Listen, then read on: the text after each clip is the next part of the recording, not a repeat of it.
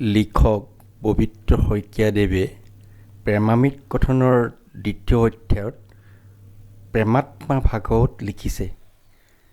আচলতে ভাগৱতখন হ'ল প্ৰেমগাথা। আৰু আমাৰ গুৰুজনাই যি ধৰ্ম উলিয়াইছিল, আপুনি একখন হৰিনাম ধৰ্ম বুলিয়েই কওক বা বৈষ্ণৱ ধৰ্ম বুলিয়েই কওক, সেয়া হ'ল এক মহাপ্ৰেম ধৰ্ম। আৰু এই প্ৰেমাত্মা ভাগৱতত তেখেতে তাকেই জাহিৰ কৰিছে। কৃষ্ণ প্ৰেমামৃত কথন ২য় অধ্যায় প্ৰেমাত্মা ভাগৱত দুলৰী। অ শৌনক বোলন্ত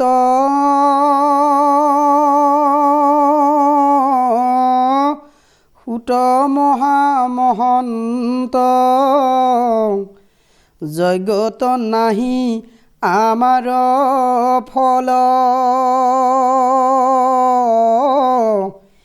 কিনো মহাসুধ নৰাধিলো মুখ্য, অজীৱনে সমাধি হল। এৰামে কিনো বিমোচিত হৃদয়ে বাতুল, নৰক পথে লৈলো মতি, সবাৰো মধ্যে কোন জন আছে, দিব পাৰে পৰম গতি। প্ৰশ্নত আকুল অতি সচকিত, কথা অতি মনোহৰ, প্ৰেমৰ সাগৰ দেখাকে নয়াকাৰ, সমস্তে নোহে তাৰ পাৰ। ও প্ৰেমৰ পৰিধি যাৱে শত গতি, কৃষ্ণ তয়াবৃত যাৰ, হৃদয় আকুল প্ৰেমে ব্যাকুল, সমস্তে পৃথিৱী তাৰ। এহি প্ৰেম মাত্ৰ কৃষ্ণত শৰণ, কৃষ্ণ প্ৰেমে জগতমতি, তাহাৰ মহত যাৱে ফাটি ফুট, অনন্ত কালৰ গতি। ও প্ৰেমত জনম প্ৰেমত মৰণ, প্ৰেমৰ নাহিকে পাৰ,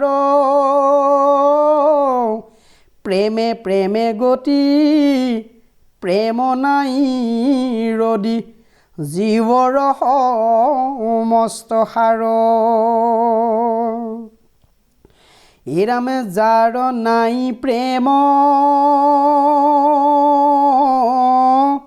ভক্তি নোহে জ্ঞান, যেন শিলাৰ গতি, পৰে পৰে যায় খুন্দা খুন্দলি খাই, পুনু মৃত্তিক ছাতি। এৰামে কৃষ্ণৰ প্ৰসাদ প্ৰেমে অনুৰাগ, প্ৰেমতে ত্ৰিজগত তৰে, বুকুতে বাসন্ত শ্ৰৱাল ৰাখন্ত, অপখাৰ মধ্যত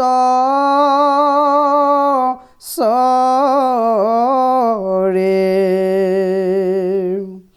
ও ব্যাস বাতুল চক্ষুনো হে স্থিৰ প্ৰলাপ বকিয়া ঠাকয় আদি নিৰঞ্জন জানিয়া সজ্জন নাৰদ কপাচিলা পাশয়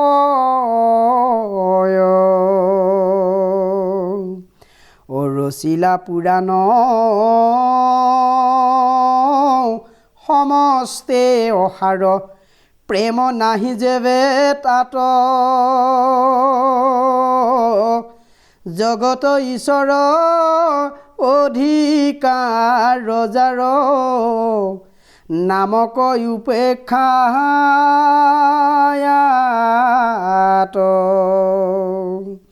প্ৰেম বিশ্ৰুত